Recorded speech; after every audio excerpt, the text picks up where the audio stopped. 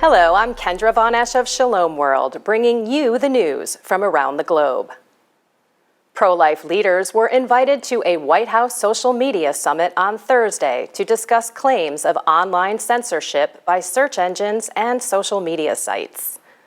Lila Rose, founder and president of the pro-life group Live Action, addressed President Trump and the summit.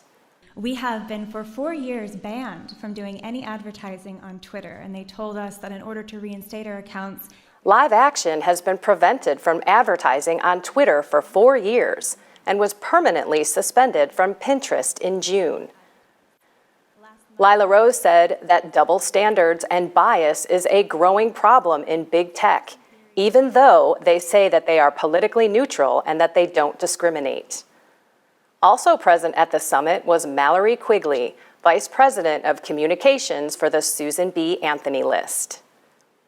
2 Catholic priests and 2 lay pro-life activists were arrested on Saturday for entering and refusing to leave an abortion facility in Morristown, New Jersey. They offered red roses to the women inside and counseled them to choose life. Despite the arrests, the mission of pro-life activists has had an effect. According to Lisa Hart, spokeswoman for the Red Rose Rescue, at least 1 woman turned away and did not go through with the abortion. This is the first Red Rose Rescue at this location. The group gave them roses, shared that they were made to love and to be loved, and their goodness is greater than the difficulties of their situation, ultimately encouraging the women to choose life. Oklahoma County District Judge Cindy Trong upheld the state's 2015 ban on the second trimester abortion procedure known as dismembership abortion on Friday. The law has been blocked since it was passed because of a lawsuit by the pro-abortion Center for Reproductive Rights. Judge Trong rejected CRR's request to reverse the law. Oklahoma Attorney General Mike Hunter praised the court's ruling. He said, "It is unconscionable to think that we would allow this practice to continue.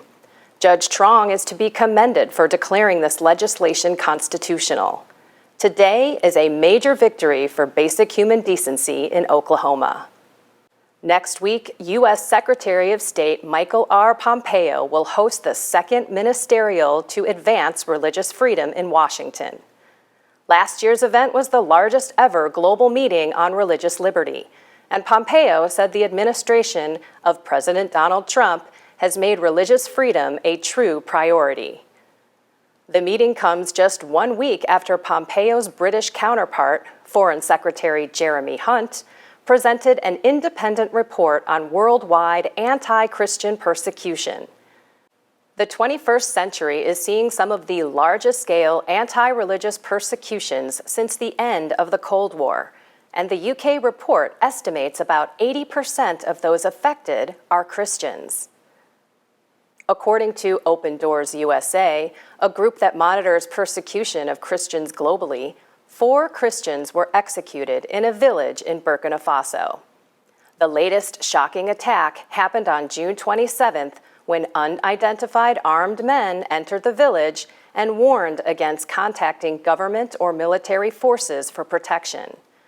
Christians were singled out for wearing crosses symbolizing their faith in Christ, and the gunmen told the Christians to convert or risk execution.